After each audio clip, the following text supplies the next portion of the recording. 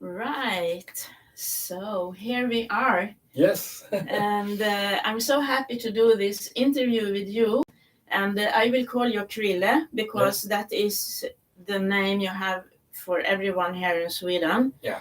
But for all the English speaking people, and you know quite a lot of them, you are known as Chris. Yeah, call me Chris. They call you Chris. Yeah. And as I wrote in the text underneath this interview, I have done an interview with you before in Swedish. Yeah.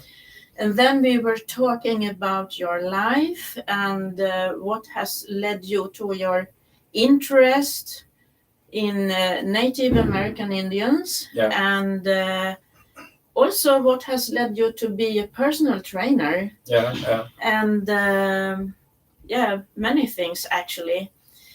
And today we are going to concentrate us a little more about your interest in Native American Indians. But first, I would like you to introduce yourself and maybe a little bit about your background. Okay, yeah. Well, my name is Lundin. They call me Chris on the Pine Ridge Indian Reservation. And here in Sweden, they call me Chrille. I was born 51 years ago, and I live in Sweden, a small island called Gotland in the Baltic Sea. And when I was 5 years old, I read a book. I have the book here. Yeah. I read a book about Sitting Bull. Yeah. And I was really fascinating. When I read this book, I watched all the pictures. Yeah. And I was so fascinating about... it was a good picture. Yeah, there's many good pictures in this book. Yeah. Let's see if I can find one there. This wasn't easy. There's a lot of pictures and really nice pictures, and I was so fascinating about the headdresses, the clothes, and everything about it.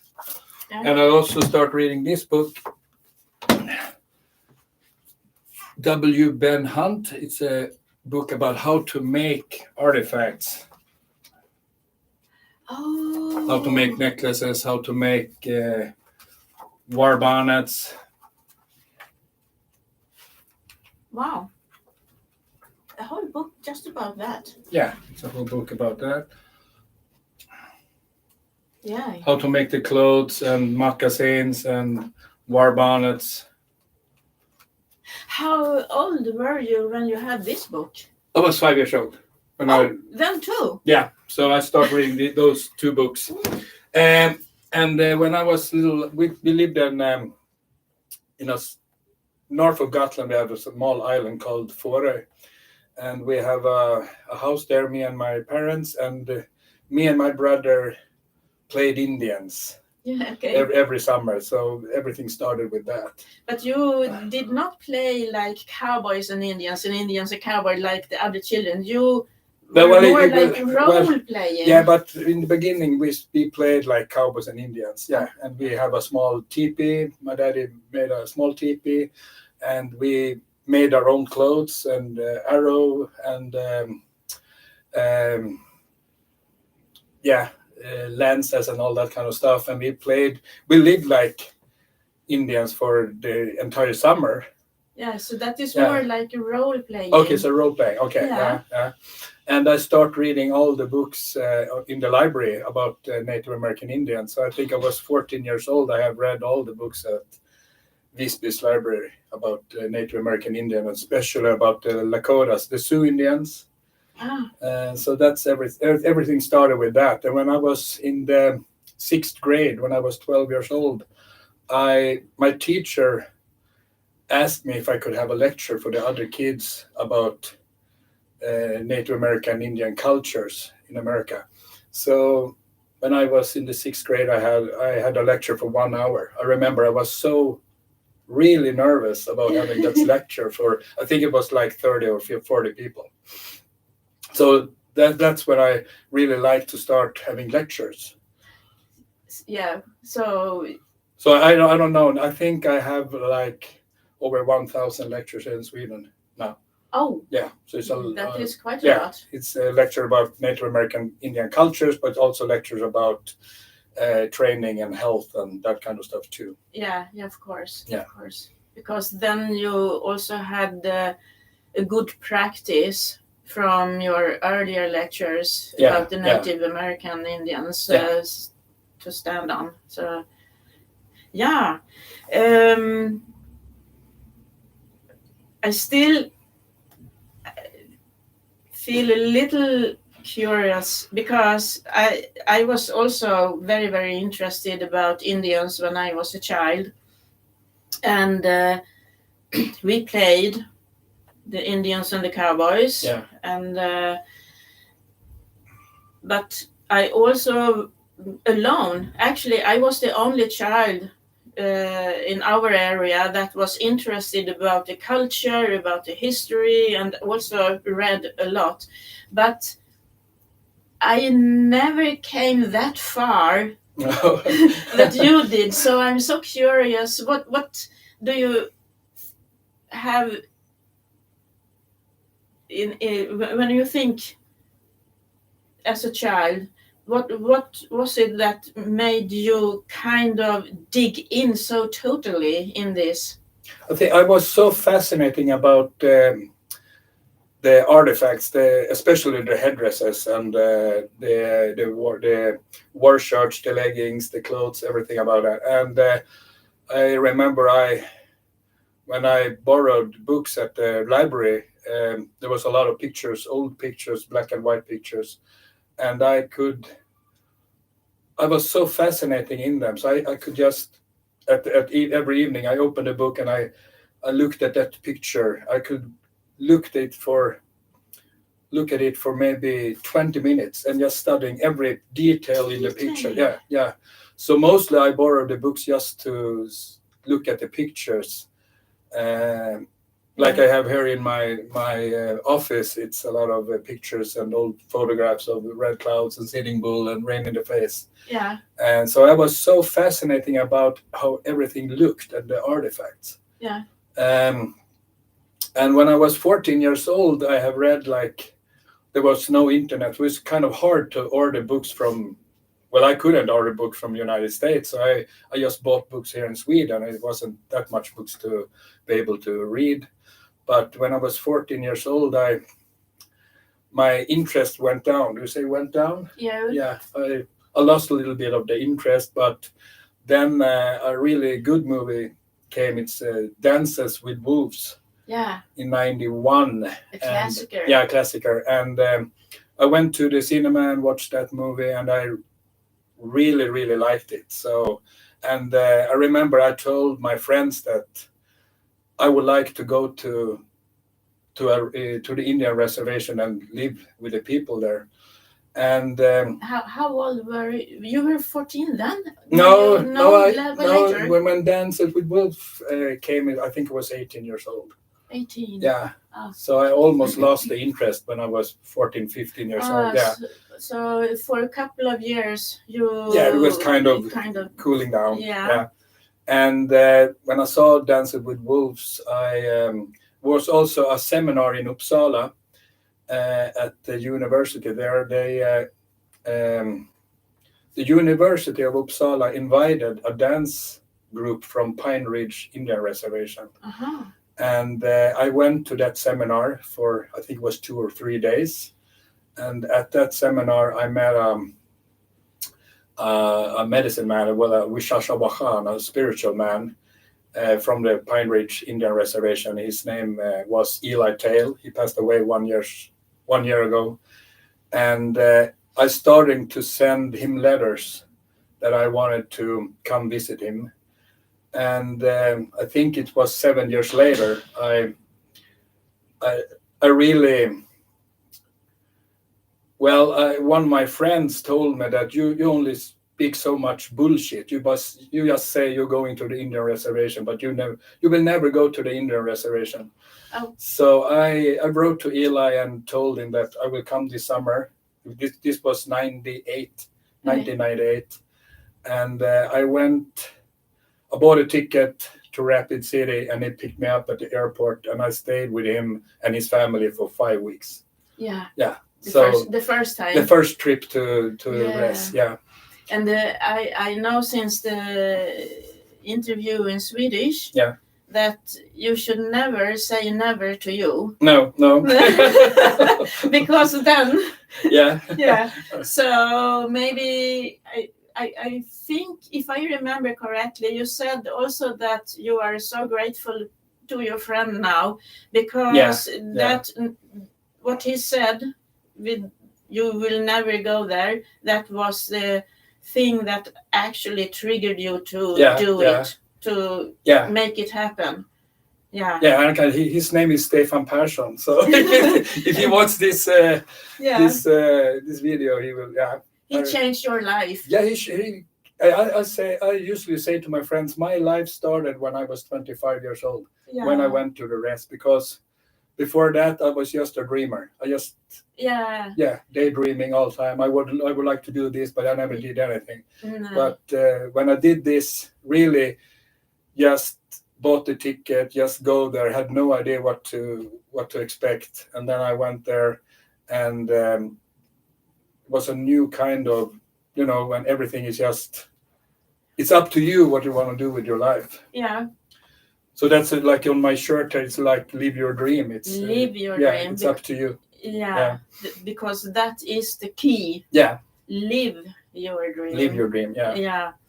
And so that trip changed your perception about life and everything, and what is important in life. Yeah. And that is, we are going to talk about this a little bit later, but that is also what you inspire people with. Live your dream, make it happen. Yeah. And you have a story about this make it happen as well. Yeah. I remember from the last interview. Yeah. I participated in a ceremony called the Sundance. And when I did this in 2012, after the ceremony, the medicine man shook hands with me and said to me, "Great power, Chris. See you next year." What? You have to do this ceremony 4 years in a row. And I was kind of, no, I have a family, I have a house, I can't afford to go over here and do this 4 times. It's cost too much. And he told me to find a way, make it happen. Yeah.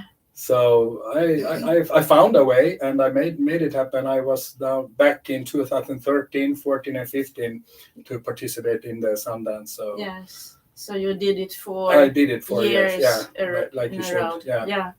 And can you tell a little more about this Sundance? Because it's not common that white people do this ceremony. No, the Sundance is it's the most sacred ritual for the Lakota people. It's about new birth for the tribe and for the universe, and it's a ceremony and ritual that goes for 4 days. And during those 4 days, you are not allowed to drink water and eat food. And you have the dance circle. In the middle of the dance circle, you have a sacred tree, a Sundance tree, and it's to that tree you tie ropes, and you also tie small bags, tobacco bags, with prayers, because you have these different kind of colors: red, white, black, yellow, and then the persons who are participating in the dance take the tobacco and say a prayer, and then put it in the small cloth, and then tie it, and then they put those tobacco ties up in the tree, like prayers to Wakantanka, the god.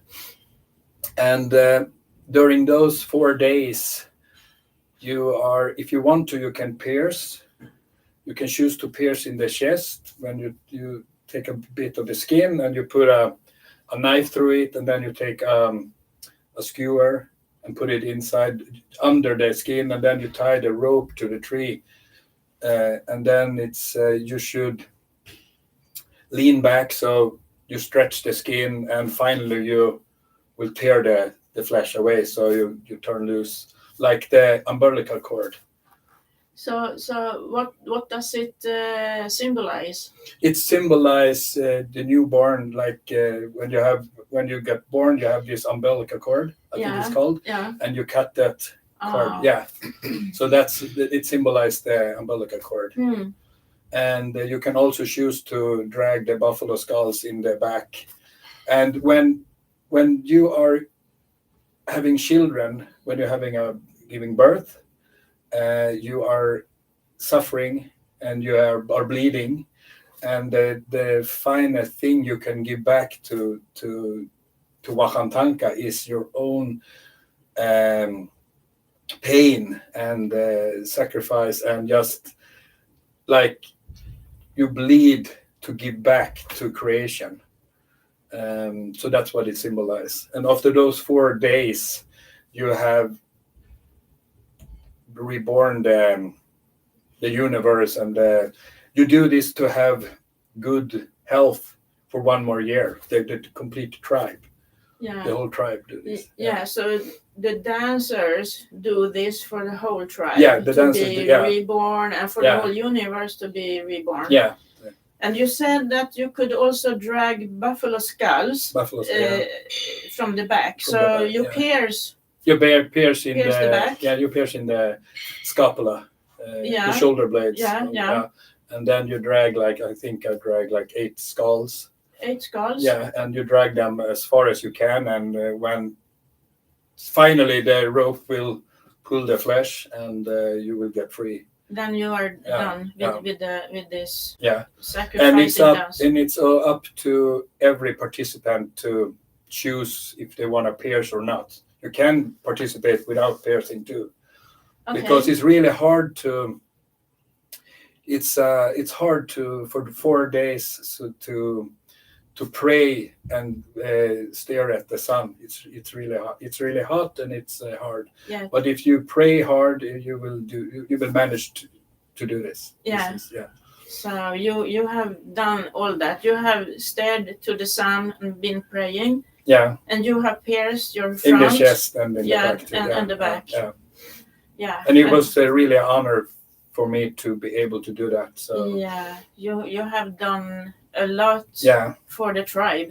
But now I know it's a lot of ceremonies, Sundances going around on the rest, and it's kind of sad. I think it's sad because some medicine men make people have to pay for participate in the Sundance, and also pay for get pierced and that kind of stuff. But that is white people. Yeah, white people can. They some Sundances they have to pay for participate, and kind of tourist attraction or tourist action, something. But I think it should more like a traditional Sundance is more like you can go there, you ask the medicine man if you can participate, and you do. They don't charge you anything, but you give them presents because you were allowed to participate in the dance. So, but it's up to you to decide how much you can give in presents and food and that kind of stuff. Yeah. Right. And I think when I was there in '98, I had a lecture in '94 about Lakota ritual and ceremonies here in Gotland. Yeah. And I couldn't really answer the question about to explain the Sundance. So when I went to Eli at the res, I asked him about the Sundance, and he told me that his cousin David ran the Sundance at Porcupine in Pine Ridge. So we went over there, and I was allowed to watch the ceremony, and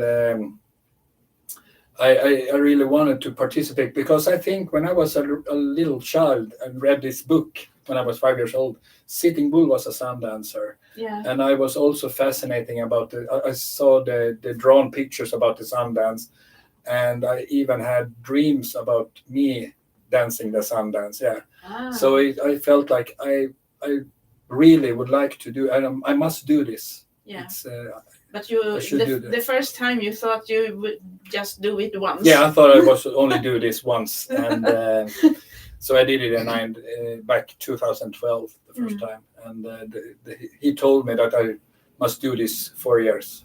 Yeah. Yeah. So I did it 4 years, and it really changed my life, because it was a fantastic experience, and the energy you get from the Sundance is fantastic. Yeah, so. I think so as well. And I also think that because I work with energies, and in my perspective, everything is energies, and the universe gives us what we deserve always. Maybe not always what we want, but what we deserve and what we are thinking about. So I'm very much into this, that we create with our thoughts, our emotions, and our words. Yeah. And of course actions as well. We are creators in that meaning. So I also think that when you had this strong interest and you were kind of absorbed, yes, and then your energies was all about this with these native Indians, and so universe gave you back opportunities to discover more and more and more and more. And then you have, I think, also in your personality, you can say, maybe it has grown with the years, but in your personality, like you described, some person asked you about Sundance, you couldn't answer, so you decide to discover for yourself and also to experience, because that is in your personality. And I think maybe I remember Eli told me when I went there in '98, I told him we were he knows a lot of the Lakota ceremonies, rituals, and the mythology. And I asked him, because I have read a lot of books about that for 5-6 years before I went there. And I asked him about those books, and I asked him about to explain more for me. And he said, well, those books you have read, they are written by white men. Yeah. So they have made it kind of wrong. They interpreted it wrong. Yeah. Yeah. And so he said, it's better for me to come and see for myself the rituals and the ceremonies, and I've been so lucky, because I have talked to a lot of medicine men in Wishashawahan, holy men, and they have opened their hearts and really tell me about the rituals and the spiritual ceremonies of the Lakota people. So I'm really happy they gave me that opportunity. So yeah, and we decided to do this interview on a special day. Yes, because it's the 29th of December. Yeah. And what is it? The day? The day is it's 134 years ago, back in 1890. There was a horrible massacre on the Pine Ridge Indian Reservation at a place called Wounded Knee. So the 29th of December 1890, there was this massacre, and the U.S. cavalry disarmed a band of Chief Bigfoot's Ghost Dance band, and they took the few rifles that they were. There was just a few warriors in that band, mostly older and women and kids. And during when they disarmed this tribe, they was a deaf man called Black Coyote, and he didn't want to give away his rifle, so that rifle went off. So it was a shot, and the cavalry opened fire, and they have they have 4 guns, Gatling great cannons that fired into them. The crowd. In the crowd, yeah. So Yeah. and they killed over between 250 and 300 Lakota people, and a lot of them were elderly. There were women, there were children, and when this fight started, this massacre started, the women fled, and they found after the fight they found bodies several miles, several kilometers from the actual site. Oh. So the U.S. cavalry hunted them down and shot them, in cold blood. Hunted them. Yeah, they hunted them down. They killed the infants. They killed women, children, Mm. elderly. They have the Lakota people didn't have any guns to defend them. So Yeah, I read about this wounded knee, and it's called wounded knee because it's nearby the close to the Wounded Knee Creek. Yeah. So I read about this, that the government, I think it was, that they heard that Lakota people would gather, maybe also other Native American Indians as well. I don't remember this, but they would gather to have some kind of ceremony, a very, very peaceful ceremony. But I think the government saw this as a good cause to make. The thing was happened when the Lakotas went to the. I just want to tell people that listen here, because we are sitting in your office, we could say. Yeah. You are a personal trainer. Yeah. And we are at the office at the gym. Yeah. So the bumps and the sounds are from outside. The people trading outside. Yeah. So, right. Okay. Yeah. This when the Lakota people went to the reservation in they started the first Great Sioux Indian Reservation was 1868. And then in the 1880s, when the Sitting Bull surrendered and all the Lakotas was on the reservation, the government decided to so how to say forbidden. They banned. They couldn't. Forbade. Yeah, they forbade the Lakotas to participate in rituals. They couldn't do ceremonies, so they wasn't allowed to live their culture and ritual, the sacred. And they also took the small children to boarding schools. Yeah. Yeah, they told them there was kill the Indian, save the man. So they wanted to get the Indian out from the kids. Yeah. They shouldn't have. They wasn't allowed to have long hair. They cut the hair.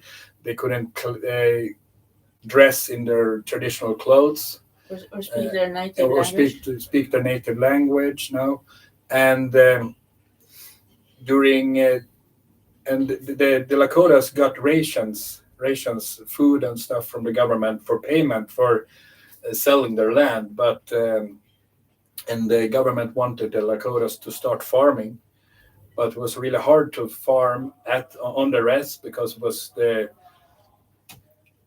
was no good farming land.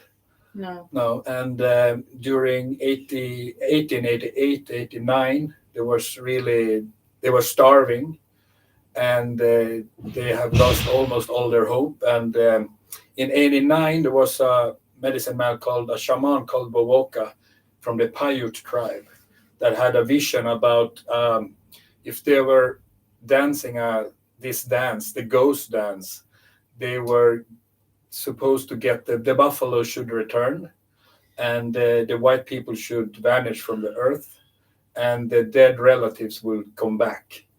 And when they did this dance, they should wear a special shirt, a ghost dance shirt. Oh, you have it? Yeah, I have a reproduction of a ghost dance shirt here. Oh. Made of muslin, and it's painted.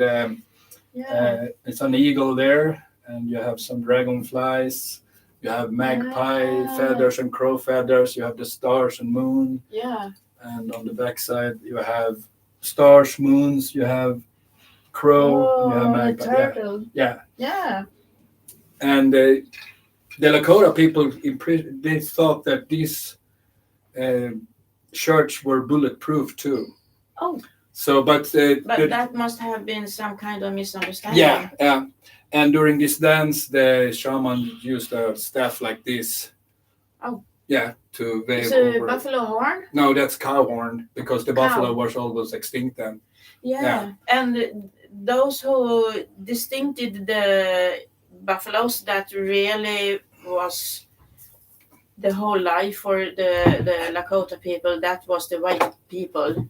They shut the buffaloes down to distinction. Yeah, in the early 1800s, there was about between 30 to 60 million buffaloes. Yeah. And in 1888, I think, there was less than 1,000 buffaloes left.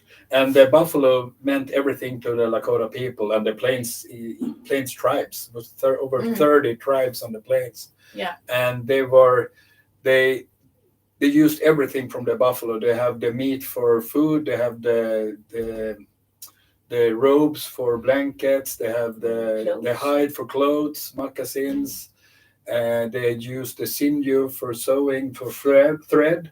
They could use the horns for, like, I think I have spoons and up there. And they could use the skeleton they use for different kind of the shoulder blades could be a plate to eat. They could use a shoulder blade, could also be for the farmer in the ground. Yeah.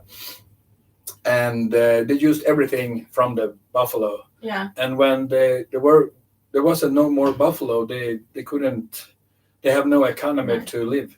And then the white seized the land they wanted. Yeah. A lot of land in the plains, and they let the Indians to keep this kind of arid land that was no good for farming, but they had to farm. And then they were totally depending to the government. Yeah, and when back in 1889, I think, 88, they gave the people rations. They could have every month. They could get some flour. They could get some coffee, bacon, and they even got cattle, so they could kill the cattle and eat that meat. But they wanted to really make them farm. So the white people thought, if we cut the rations in half, we will starve them, and they must farm. But there have been what do you say? The corpse was failure for 2 years, so they didn't get any food from the farming. So they were really starving, and this ghost dance was just some kind of hope for a people that lost everything. Yeah. So they really wanted to dance, and was the agent at the Pine Ridge reservation, Agent Royer, was so afraid. He thought that this dance was a war dance.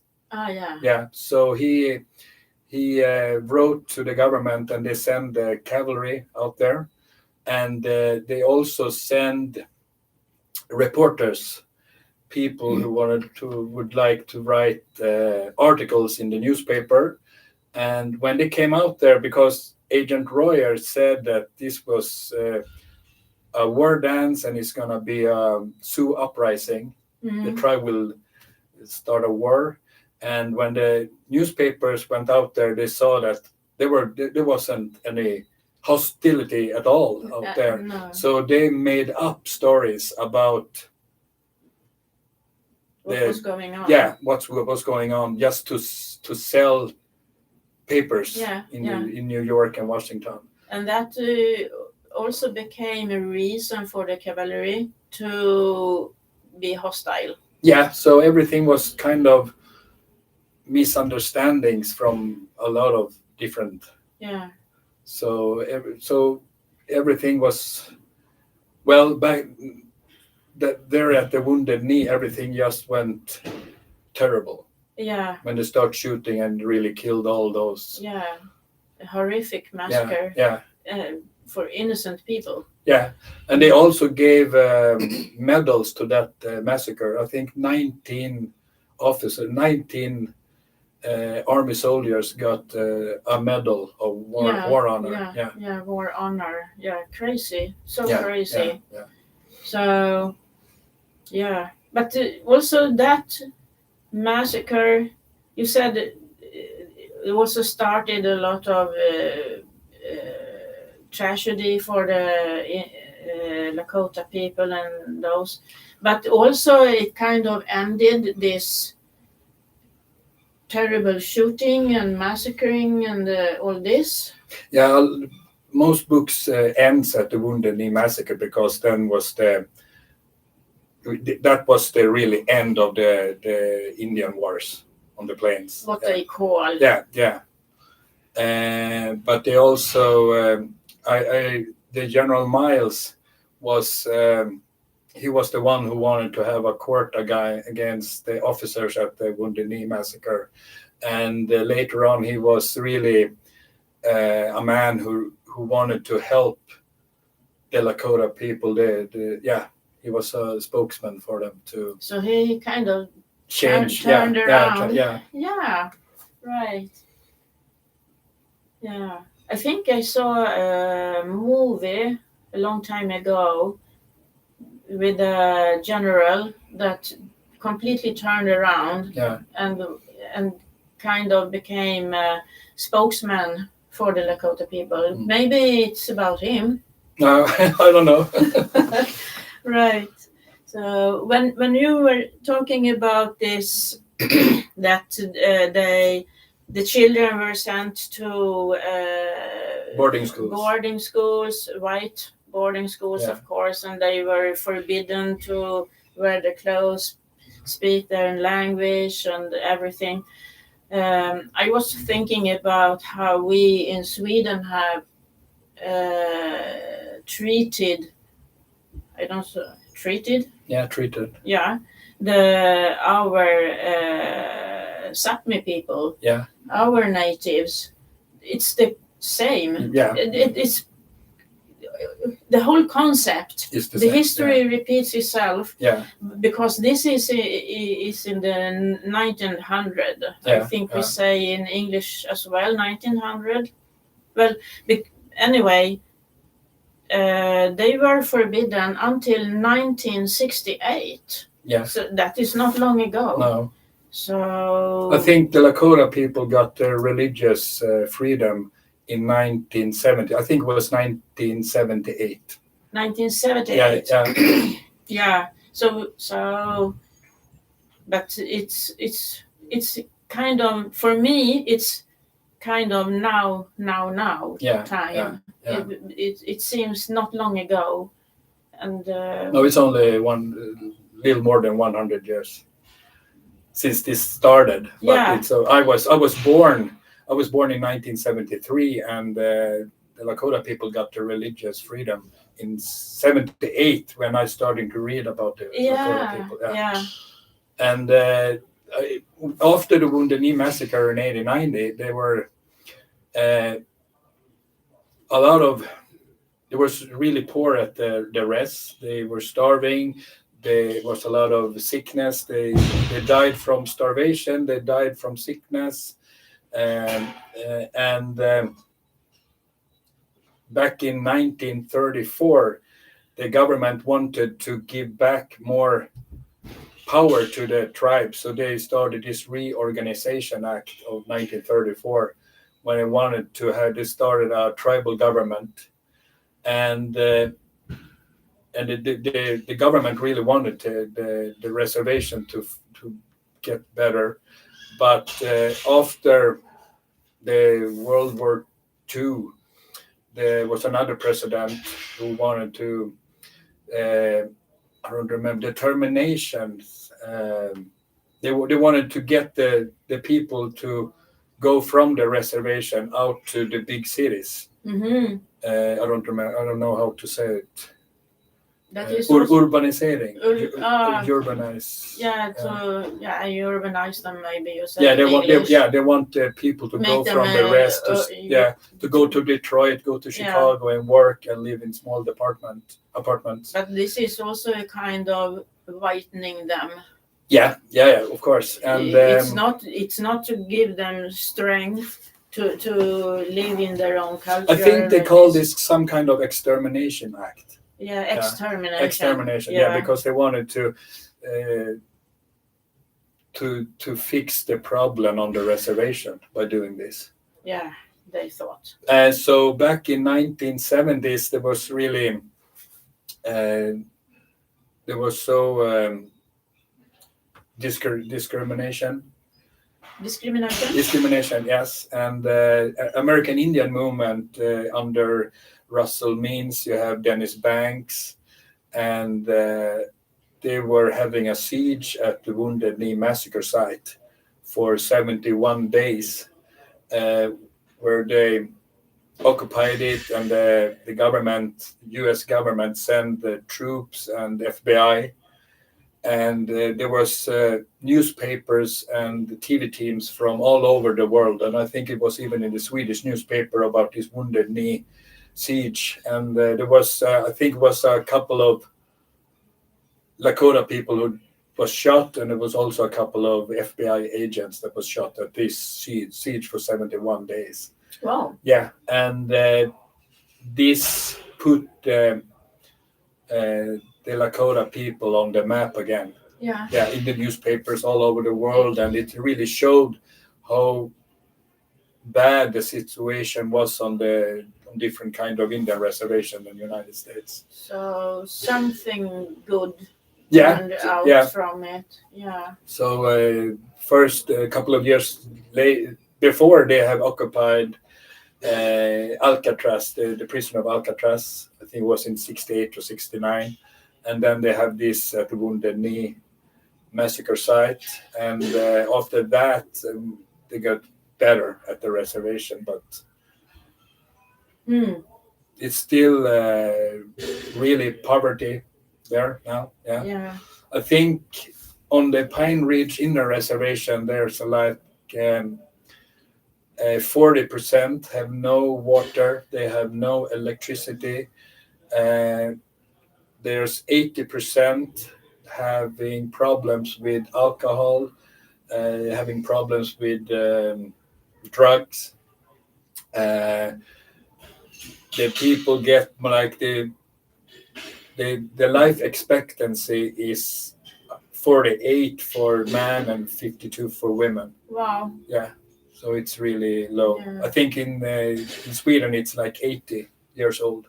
Yeah, it's something like that. 83 or 84, Yeah. I think. Yeah. And they have like a family earns like between $4,000 or $5,000, maybe $6,000 a year, not a month. It's a year. Yeah. So it's a lot of poverty on the Pine Ridge, and they have their own school now. It's free to go to school, but I think it's like 70%. How do you say, drop off the school? Yeah, because it's they live like 20 people, really crowded in the houses. Yeah, so it's difficult as well to really study. Yeah. So they are very crowded in the apartments. Yeah, or the wagons. Do they live in apartments or wagons? There's in the 1960s they built a lot of house. They call it housing areas. It's houses in a cluster, and then the family lives there. And I don't think it's so much apartments, but they have these houses, and a lot of people lives in old, crashed trailer homes. Yeah. Right. That they have bought this from the junkyard. I think. Yeah. They're really poor. Wow. Yeah. That is the life they live today. Yeah, a lot of them live Because that life. Yeah. still they are taken away. Yeah. So much. Yeah. So I have collected money through Facebook. I think I started to do this 2012 when I went my third trip to Pine Ridge. I started to help families. I collected money. People put money on my account, and I can help them buy food and pay electricity bills and that kind of stuff. And I think I have helped between 100 and 150 families with food. It's not much. It's not much, but at least it's something. It's something. Yeah. So I remember 2023. I was back on the res, and I was going to participate in what do you say? It's a seminar about material culture of the Plains Indian tribes, and I went to Pine Ridge and bought clothes to the kids. I bought boots to the kids so they could manage the winter. Wow. Yeah. And that's graceful because people help me with they put money on my account so I can help those the poorest. Yeah. So I think you can always you can't solve the problem, but you can help at least some families. Yeah. Every little seed means a lot. Try to give back. Yeah. So I want to ask you, because I think when you see those discrepancies, you can say first everything you read about them, and you have some kind of idea how the Indians how they lived and like this, and then you came there, and as you told me, you kind of almost like a shock because it was nothing like what you have been reading in the books. So that is a discrepancy.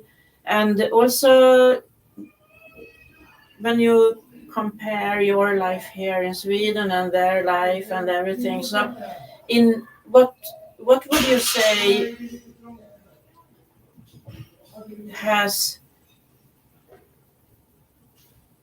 changed you most according to those experiences?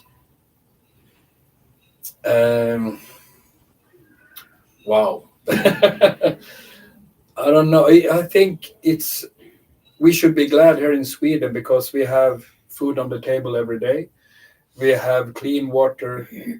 You just go out in the kitchen and you can pour a glass of water and drink it. And it's easy to get. I think we have unemployment for like 7% here in Sweden, and back there it's 80 to 90% unemployment. And you have nothing to be afraid of here, I think. At least as you don't know. No. No, we have the Russians. That is maybe not real. No. And I think I learned. How should I say? To be grateful. Yeah, grateful for what the thing you have, and if you can help people, if you can help other people with whatever, do it, because it will give so much back to you when you help people, even people you don't know. And also at the rituals and ceremonies, I have learned that live more close to nature. We are a part of nature. Nature don't belong to humanity. It's humanity belongs to the nature. So I think that's the most difference between now and then. Okay. Yeah. And then my next question comes. Yeah. How do you can say implement or practice this in your work when you meet people here in Sweden in your work as a personal trainer? Do you have use for this in your work, you think? And in what way? I think before you judge someone, you have to walk in their shoes before. Yeah. Because they have their history, they have their problems and that kind of stuff, and don't ever judge a person, and try to help them be a better version of their Of themselves. Yeah.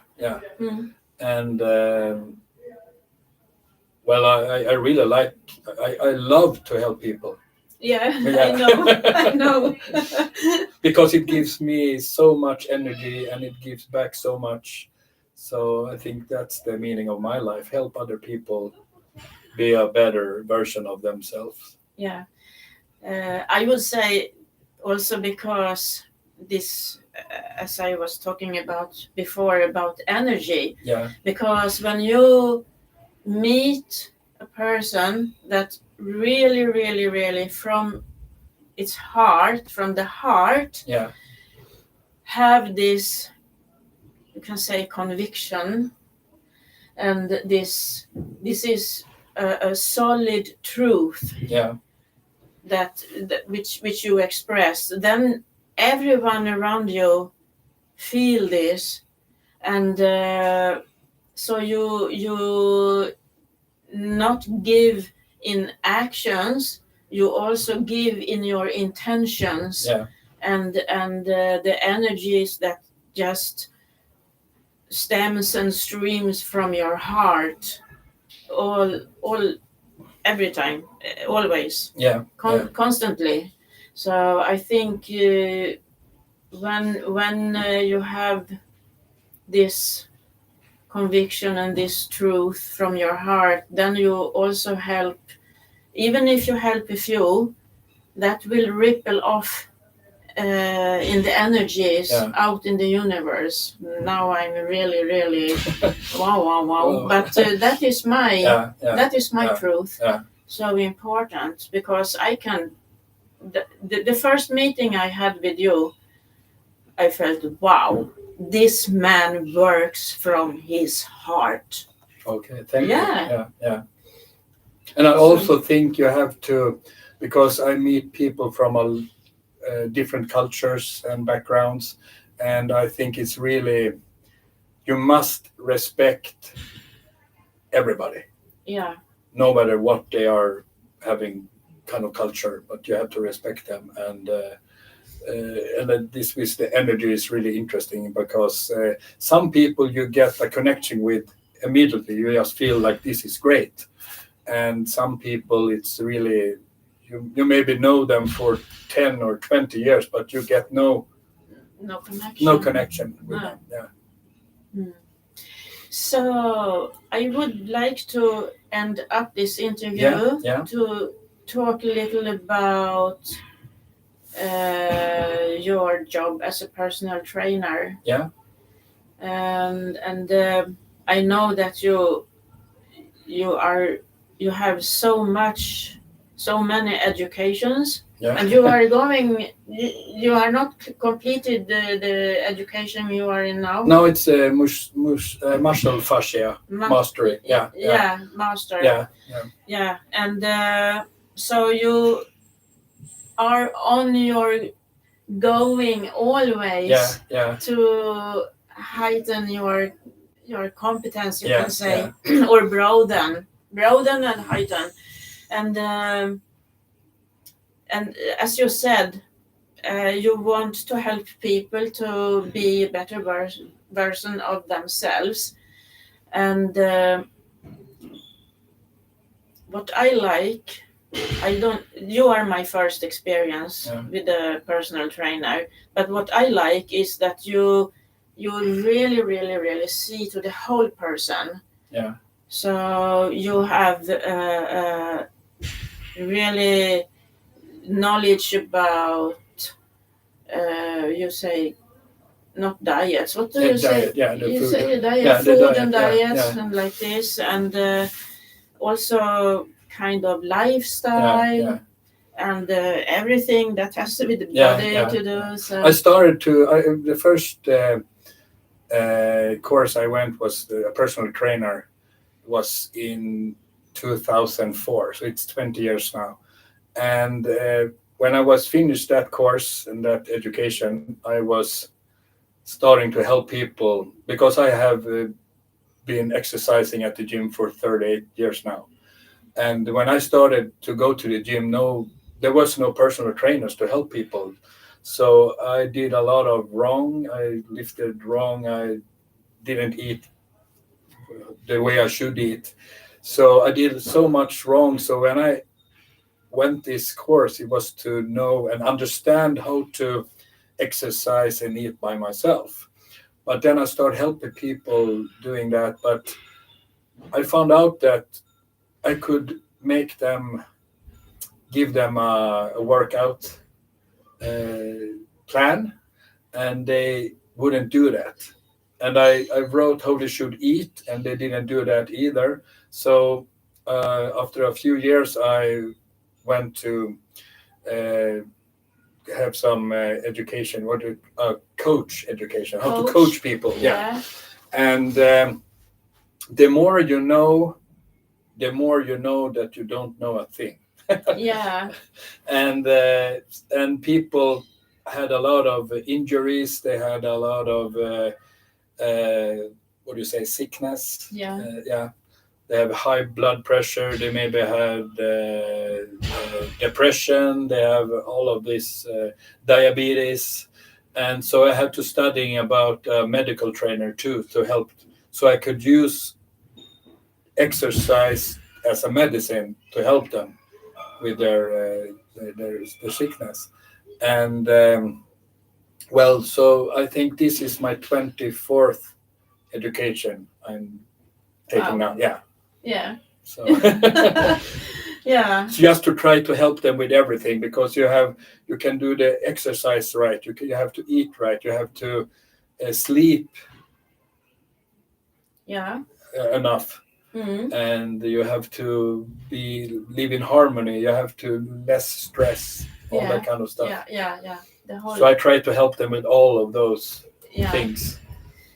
And I think also that is kind of who you are, because when you start something, you dig in for everything. Yeah, I want to learn more and more and more. Yeah. So my very last question is: are you going to have any kind of lectures in the this Lakota? Yeah, next year. Next year. Yeah, next year I will have. I planned for a couple of years now to have a really big lecture and to collect money for Pine Ridge, the people there, and I will do it. I don't know if I'll do it in the spring or I'll do it in next autumn, but I would like it to be huge. Will it be in Sweden? It will be in Sweden, yeah, and in Gotland. Okay. And I would like to go around to different places here and. As kind of a tour. Yeah. So when I have those lectures, I also bring a lot of artifacts to show. Yeah. I think it's easier to talk about the culture if you can show them the artifacts and use them in the lectures too. So. Yeah. I was wrong when I said that was the last question, because okay. I remember now from the interview in Swedish we did. Yeah. We were talking about your future plans. My dreams. Yeah. Your dreams that you are going to live. Yeah. So what I call it plans. My vision is. Vision is a better word. Vision. if I could have a museum Yeah. of the plains Indian cultures. Yeah. Yeah, not only the Lakota but also the Pawnee and Crow and those tribes. Yeah. And also have a buffalo ranch here in Sweden. Wow. Yeah. At Gotland? Yeah. Yeah. Hopefully, yeah. Buffalo Ranch at Buffalo Gotland. Ranch, yes, and as a Okay. museum at there, so people and kids, schools can go there to see and also have the lectures. Yeah. Instead of me going to schools and bring everything with me, it's easier to. But it will not be like you can never ride on them. No, I don't think that. No. But that would be awesome to have a buffalo ranch, of at least a few buffalo, maybe 10, 20, 30 of them. Wow. So, yeah. Okay, so and you will say, make it happen. Yeah, find a way, make it happen. Find a way and live make your it dream. happen. Live your dream. Yeah. I usually go like, live your dream. Sometimes it's a nightmare. Aha. Yeah, but sometimes it happens. Yeah, sometimes it could be a nightmare in the beginning. Yeah. But then it kind of just show up. Yeah, yeah. And you have the whole dream there. Yeah. And then you are so happy that you went through your nightmare. Yeah. So that is my experience many times. Yeah, yeah. Yeah. So I think that is everything. Yeah.